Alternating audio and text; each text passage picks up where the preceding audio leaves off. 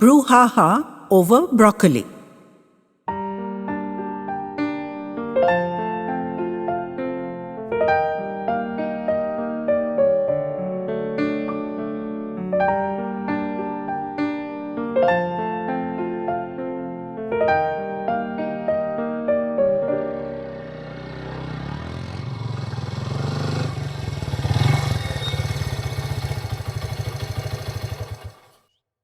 He parked his motorbike, slung both the helmets on his arm, called her on his cell phone, and waited at the entrance of the building.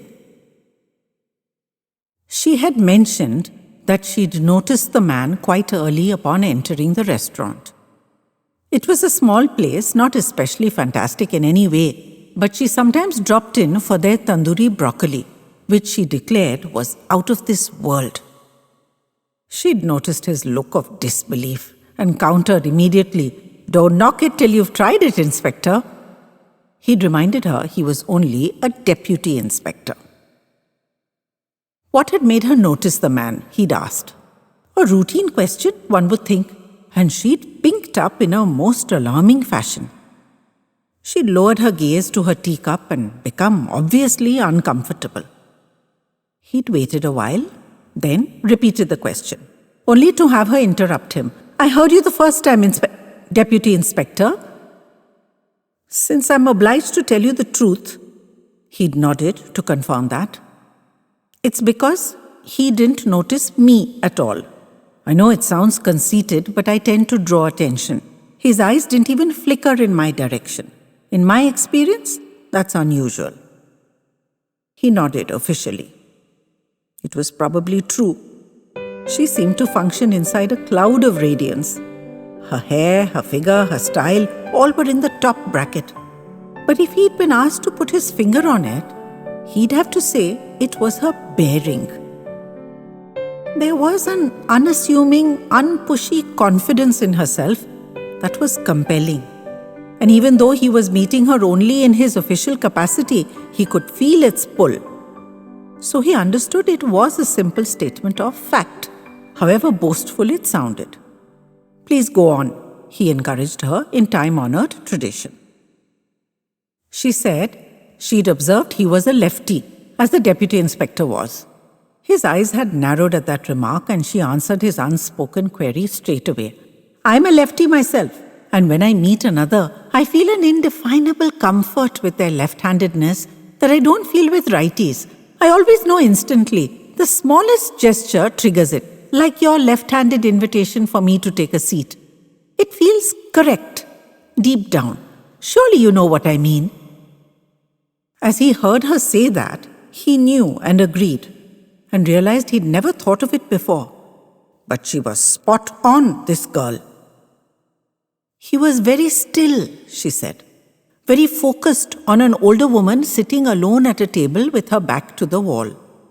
Her head was wrapped around in a billowy dupatta that shadowed most of her upper body, and she wore big shades at night and inside a restaurant, themselves drawing the attention she was so evidently trying to avoid. Her clothes were baggy and too large for her. You couldn't see the person, only the obvious costume. He himself sat on one side of her, at the far end of the room, from where he had a straight line on her. He wasn't the only one who stared, mind you. Her strange outfit got her a lot of looks. But everyone looked and then looked away and got on with their lives. Not this guy. He'd drawn her own attention because though he was unmistakably a lefty, he was raising his glass with his right hand and keeping the left hand under the table. His awkwardness with the glass made it evident it was not his leading hand. It screamed out to her.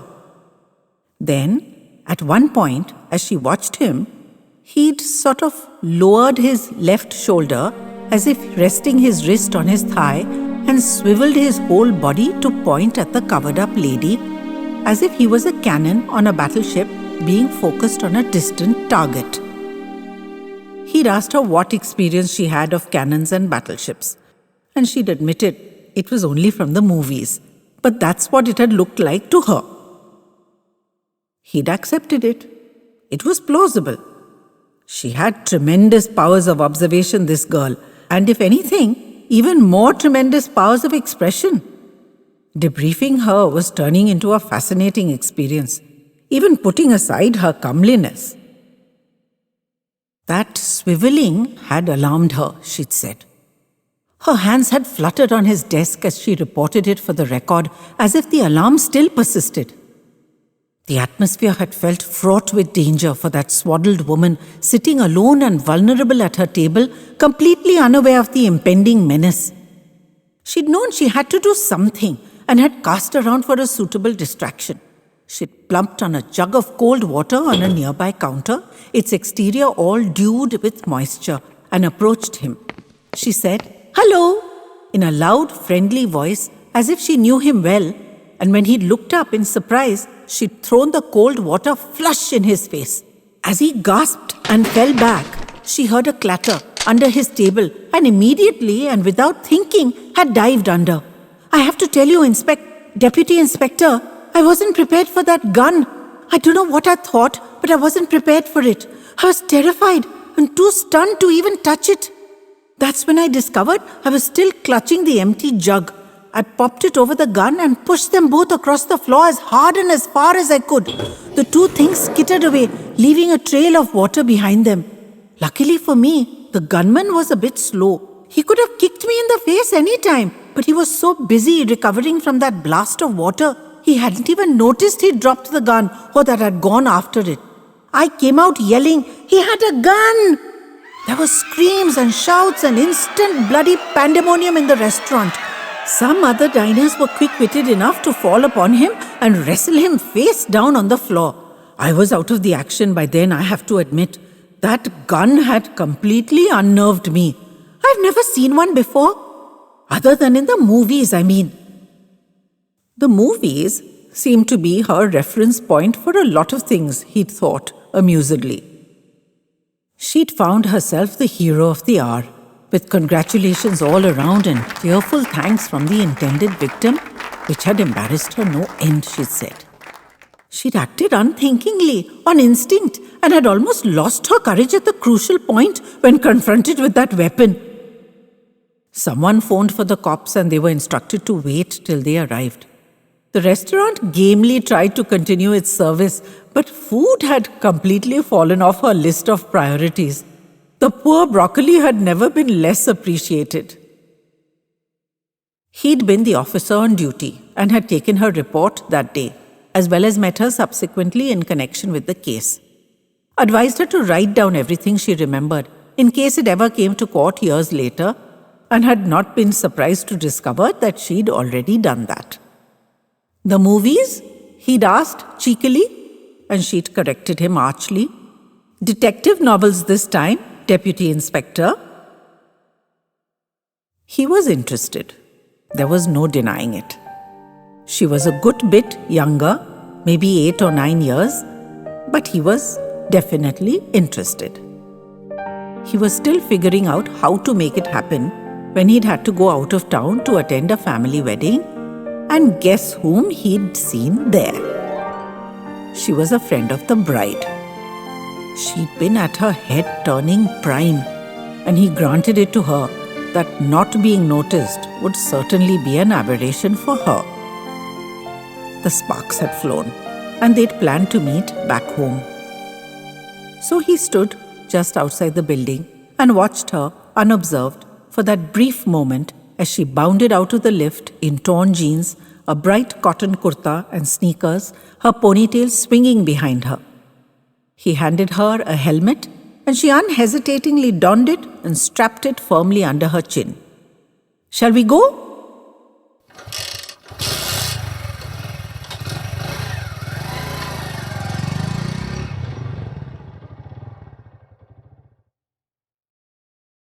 Introducing Anandita.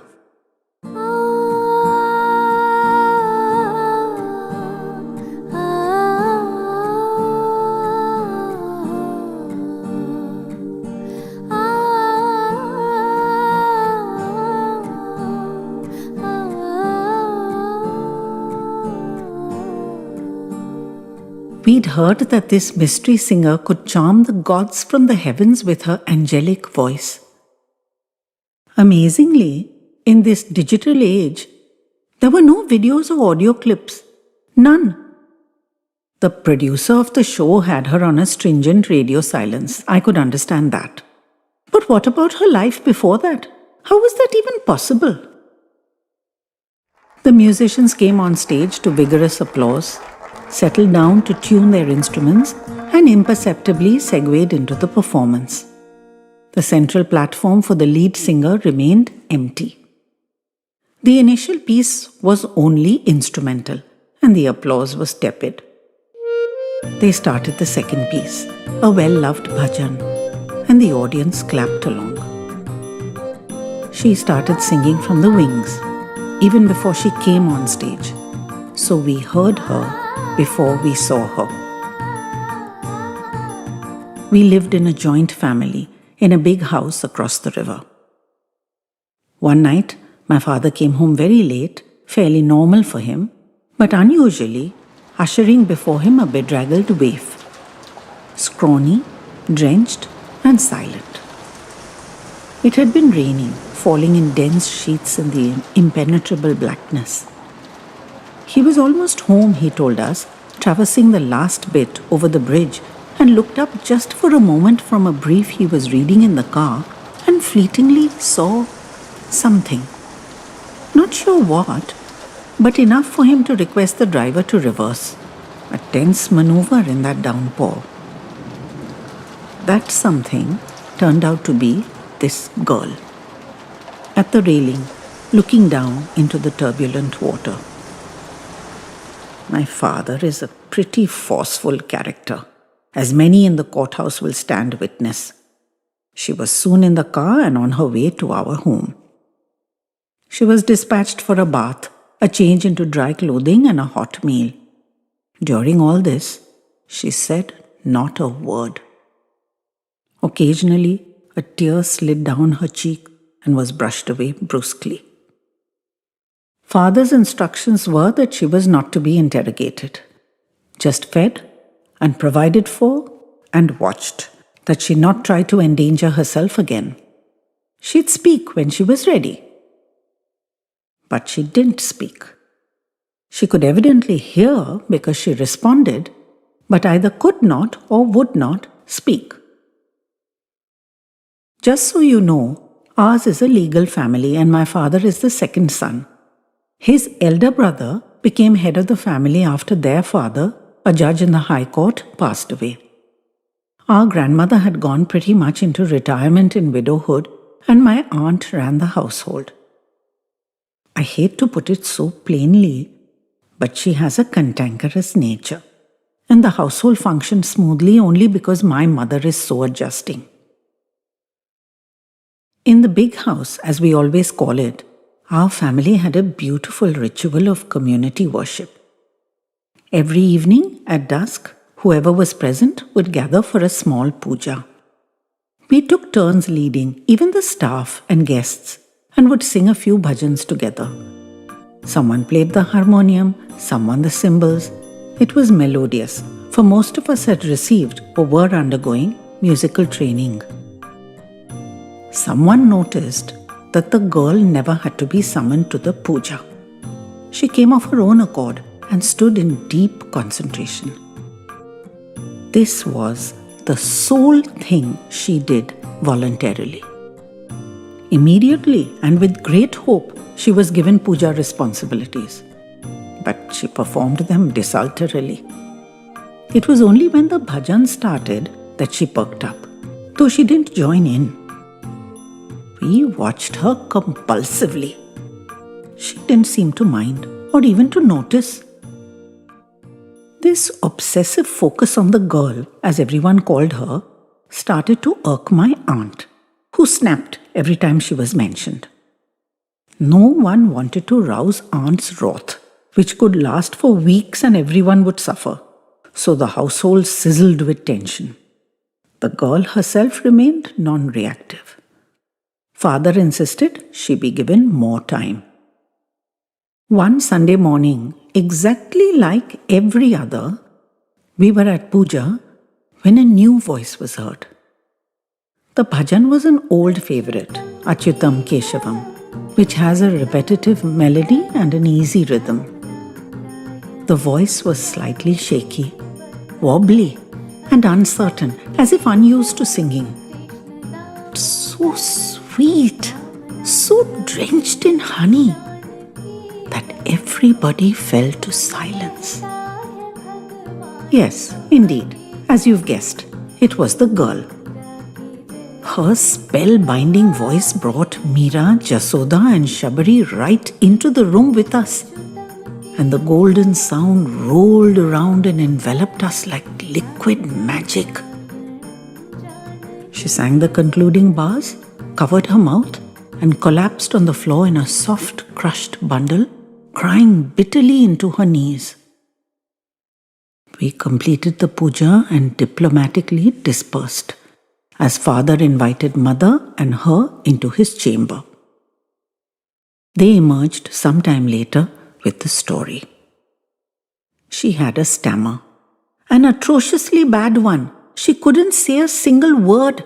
No matter how hard she tried, the words flung themselves against her teeth and lips and refused to go through. She'd been humiliated and ridiculed her whole life, and silence had been her only recourse. But even that had not protected her. The day father found her on the bridge had been a nadir of despair. All this was communicated in writing, which she'd never offered to do before. The bhajan had clearly unlocked something within her, so it's no wonder that it became her favorite. And one more thunderous, earth-shattering, monumental, unbelievable fact. She'd not known she could sing. She simply couldn't understand what had arrested the stammer in song. It had been such a shock to her and so awe-inspiring that she'd just put her heart into that bhajan.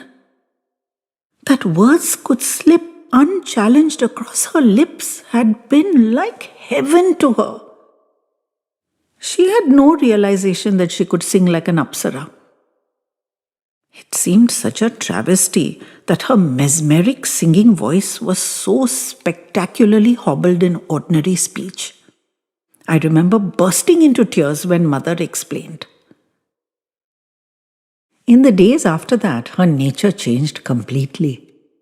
She carried a small notebook with her and used it to communicate freely. She ran to do things, never waiting to be asked. And of course, she led the singing in the daily puja. We all sang softly so we could enjoy her enchanting voice. Each one felt transported into their own personal vision of heaven. She exulted in her singing. Not in her voice, you understand. She was oblivious of the matchless quality of her instrument. She just rejoiced that she could sing at all without stammering. It was a release from a bondage of silence and shame. She still refused to tell us her name or any more of her past history. So father named her Anandi, bestower of pleasure. But not everyone was pleased. Aunt abruptly accosted father one day at dinner, revealing her agitation since mealtime harmony was sacrosanct. What was to be done with the girl? Was she to remain in the house forever? Was she to be treated as a daughter of the family? Was a bridegroom to be found for her? And who would marry a girl of such a mercurial temperament? Silent and uncommunicative one moment and singing unrestrained the next. He had thoughtlessly brought her into the house, and now he had to make a decision. Father smoothed it over as best he could, and everyone hoped Anandi hadn't heard Aunt's strident and ugly remarks, for we'd all become very fond of her. This was on a Saturday night. The next morning, at the Sunday puja, she sang Aisi Lagi Lagan so soulfully, it would have melted a heart of stone. We heard the words anew. They had fresh meaning and subtle weight and felt personal. She had indeed been taunted, and she'd been stopped. But now, she sang, not anymore. By the time her absence was noted on Monday, it was midday. The watchman indicated she'd gone off in that direction, pointing towards the bridge. Father was informed by a phone call, but received the news much later because he was in court. They tried to keep it from us kids, but we knew.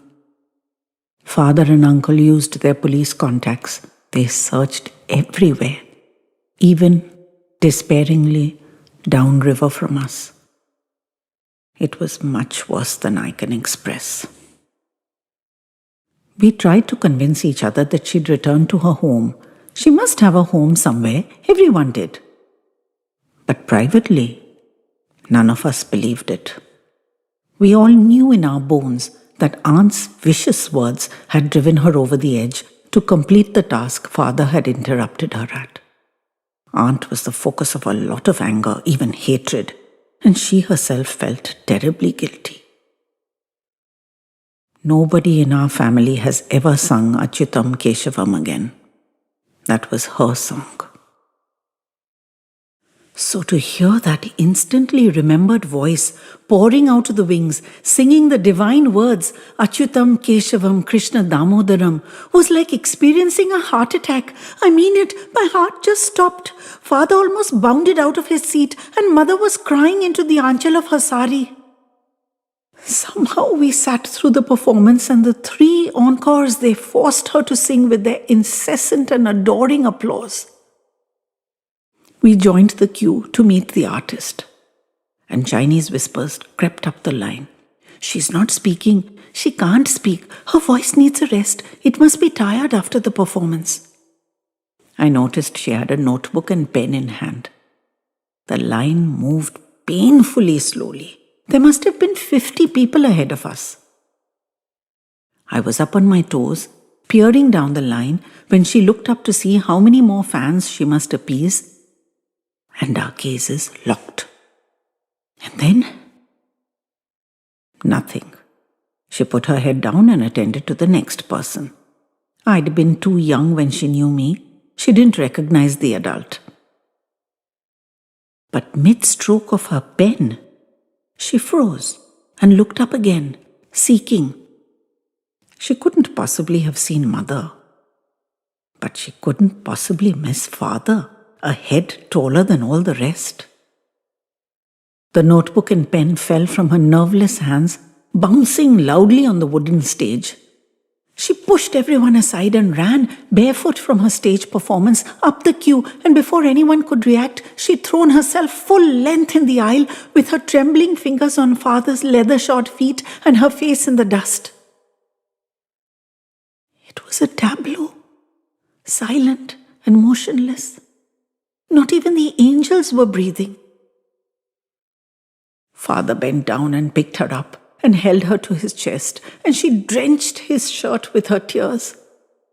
The madly inquisitive crowd had to be bundled out. We were corralled into a private area. Mother hugged her and they wept over each other. I stood idly around. She had no attention to spare for me yet.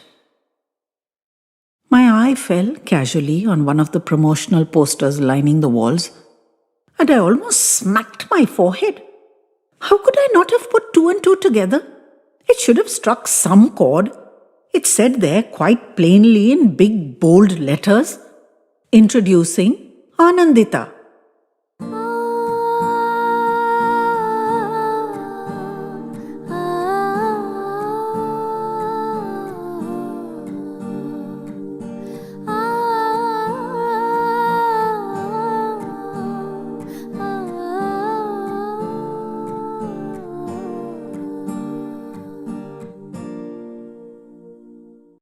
I'll be waiting.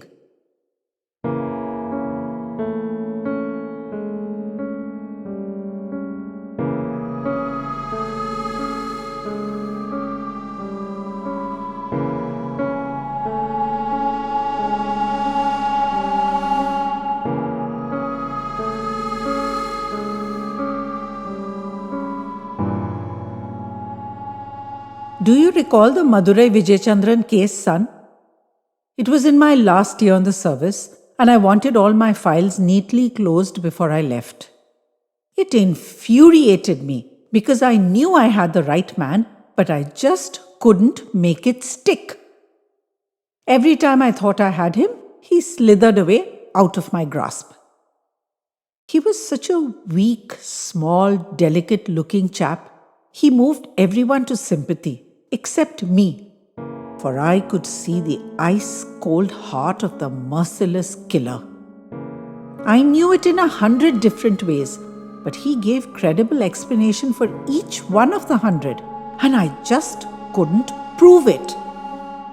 He was cool and calm and collected right through the grilling, never losing his temper, looking like a wilted cabbage, frail and helpless under what the press called my vicious harassment.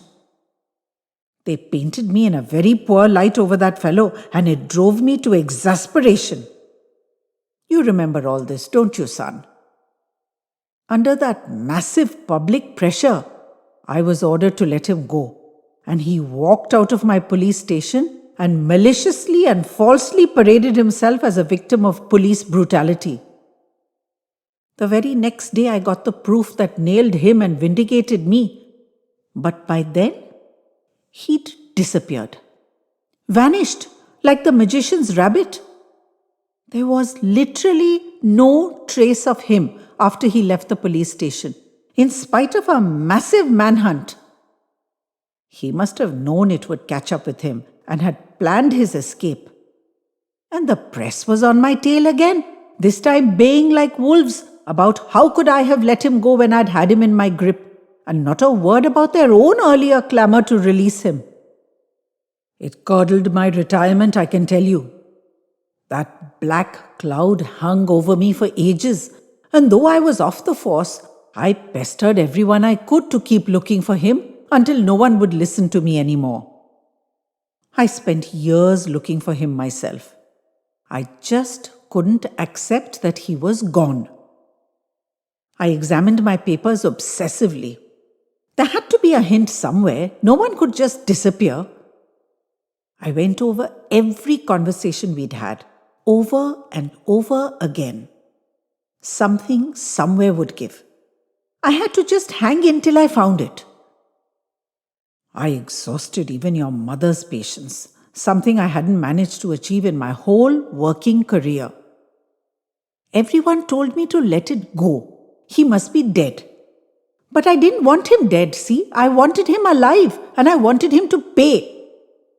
It's been almost 20 years, but I've never forgotten that dirty little killer, or that there's no statute of limitations on murder. It's always rankled that he could be somewhere living fine and free because I couldn't put the evidence together in time.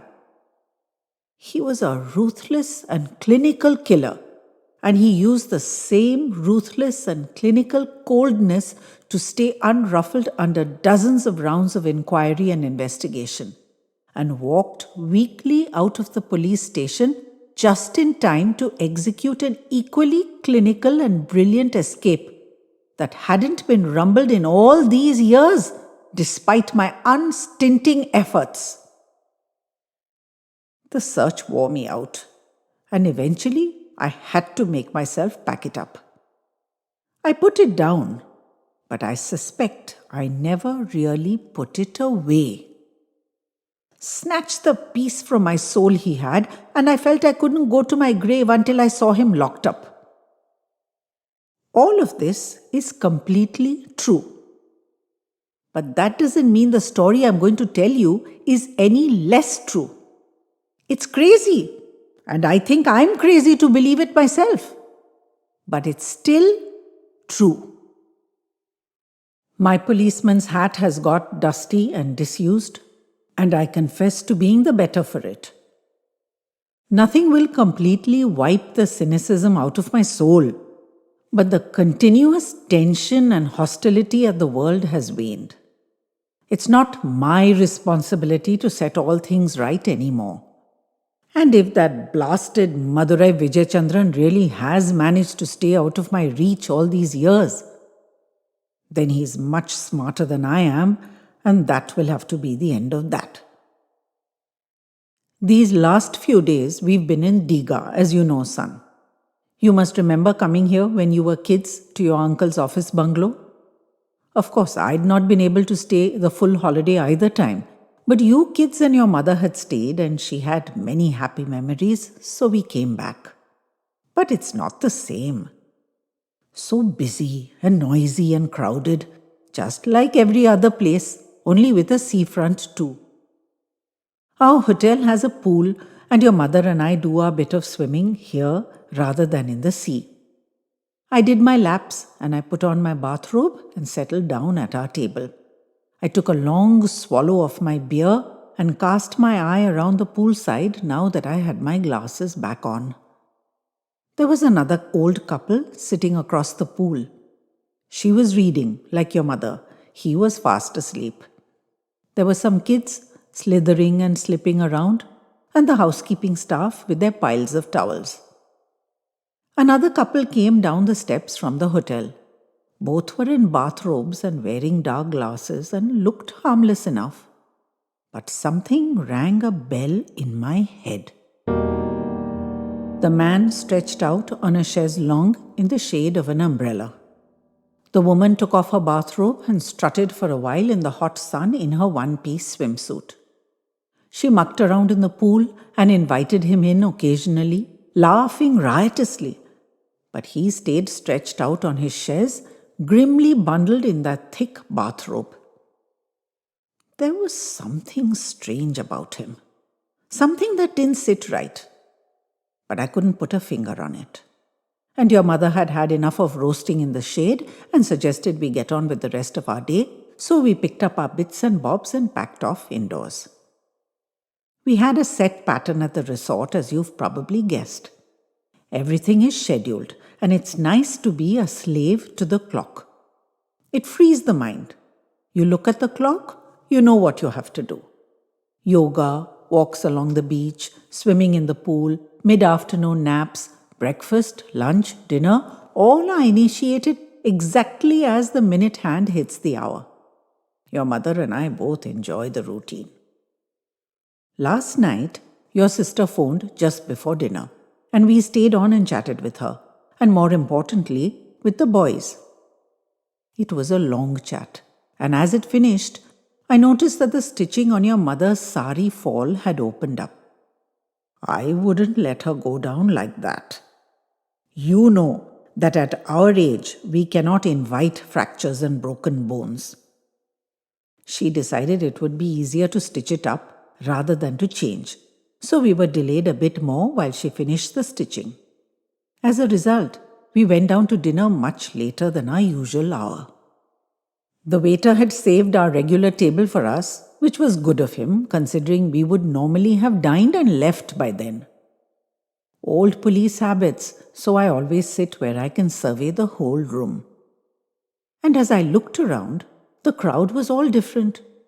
Most of the others must be set in their routine too, I supposed. The odd couple from the swimming pool walked in, and I almost choked as I realized they were two women. I don't often make mistakes like that. I followed them with my eyes, and the bell started clanging loudly again in my head. Now's the bit where the plot goes crazy, I'm fully aware. Hang with me, son. You know that I'm good with posture and body language. People reveal themselves to me. You and your sister know that to your own detriment, you could never put it past me. And my conviction record bears out the same story. Long retirement has coddled me into a false sense of security. I've put down the tools of my trade, but they have remained loyal to me, thank God. At the poolside, I was completely unsuspecting, yet my senses alerted me. Something was off. In the dining room, and in that ridiculous feminine outfit, the mismatch with body language was the first alert. And then, the walk sealed the deal. Even 20 years of prancing around in women's clothes and low heels hasn't changed it. It's unmistakably that slimy devil Vijay Chandran. For all he's changed his hairstyle and painted his face. He's just walked himself back into my life, and I'm not going to miss this second chance. He still looks like a wilted cabbage. And it certainly isn't his body that attracts and holds that woman to him. I don't recognize her. I don't recall any woman around him in the old days. I made myself take my eyes off him and act normal. But your mother can read me like a book. She knew I had my policeman's hat back on. Every time the dirty creep got up to serve himself, I watched minutely. Was I imagining things? Was it wishful thinking? But it wasn't. It's definitely the fellow. And I have him in my sights now. I haven't been a copper my whole life for nothing. He hasn't seen me. Since I'm not cross-dressing and he'll recognize me instantly, I intend to keep it that way. They are here for 4 nights and only came in today. So you have some time to sort out your end of things and come for him. I'll remain on duty. But don't make me wait long if you can. I want to wipe that fake helpless look off his smug face and replace it with a real helpless one. Prison life won't be fun for the likes of him. I've attached all the details of dates and case files. I remember them all as if it were yesterday. Sort it out with your higher-up, son, and get here soon. I'll be waiting.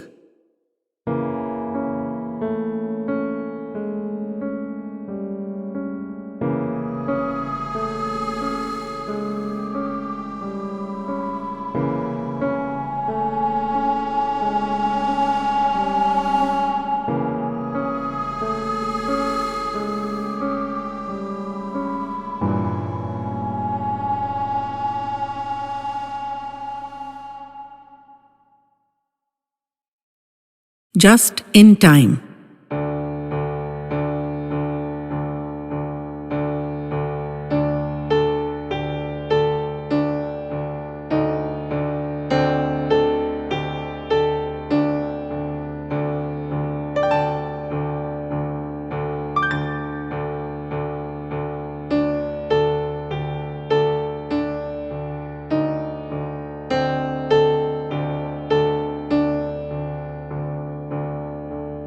Nitin and I were the only 2 freshers to join the college drama club. Others joined later, but that first session had only 2 of us newcomers. They asked about our favorite playwrights, and when I mentioned Wilde and Shakespeare, there was a snigger. Somebody threw me a challenge. They'd ask me 5 questions on each, and if I got even 3 out of 5 right, I'd be accepted. Otherwise, the boot. I was sat down in a chair, towered over by aggressive seniors, and hurled questions at. I had no time to think, just blurted the first thing that came in my head. But it seems I got 10 out of 10. Stunned silence, broken by only 1 round of applause. Nitin. That's how we became friends. He invited me home, said he wanted his mum and sister to meet the girl who cocked a snook at those bullies.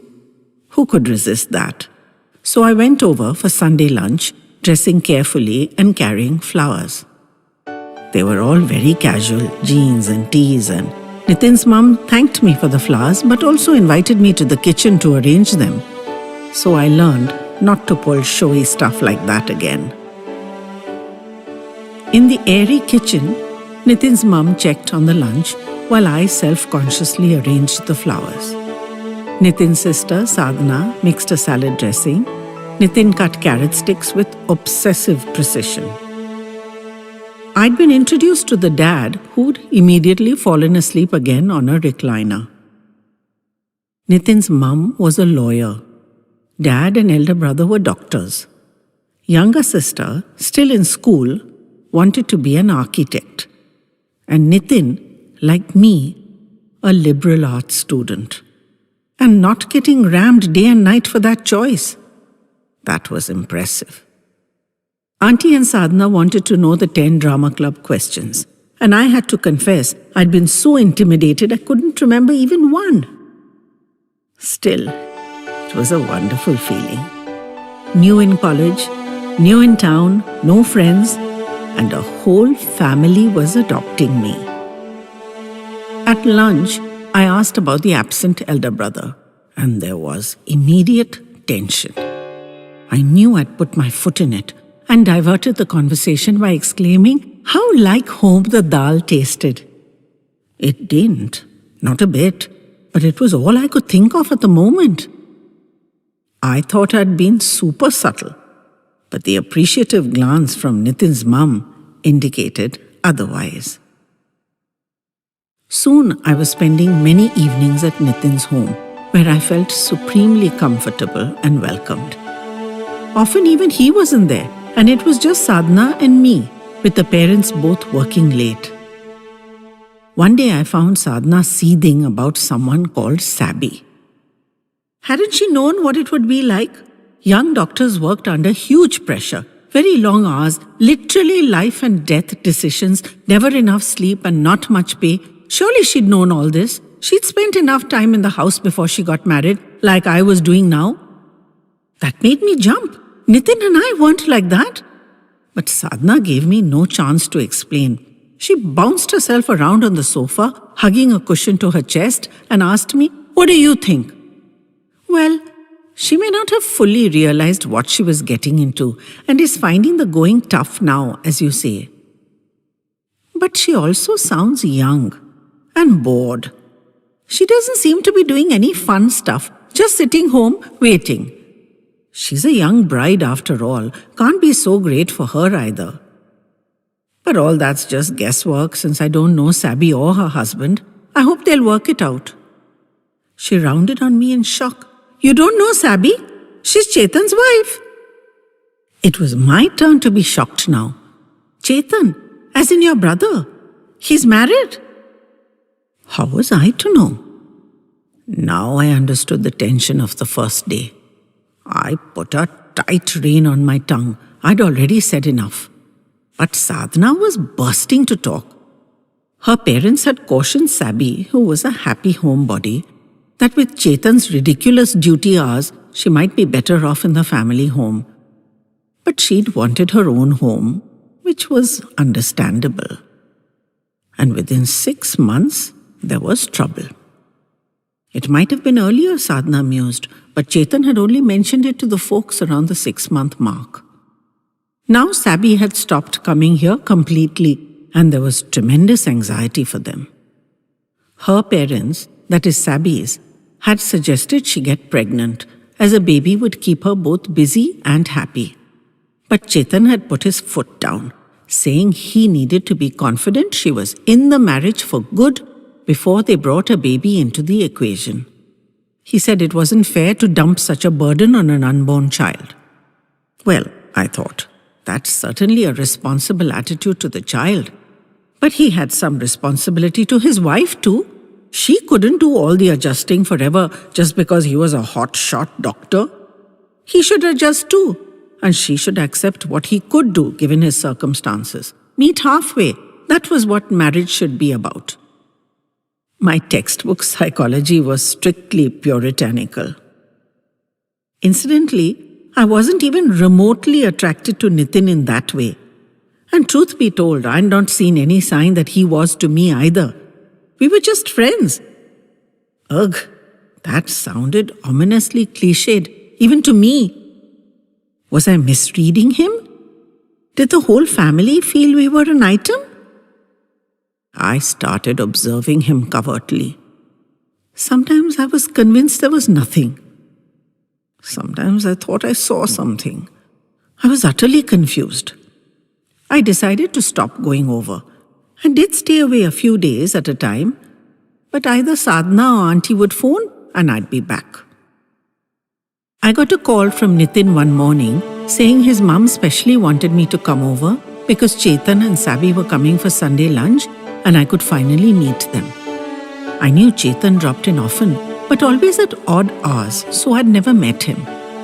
And Sabby had been registering a mark of protest by not coming over. So this was a big deal. I tried wriggling out, saying it was a family event, but both he and his mum were adamant.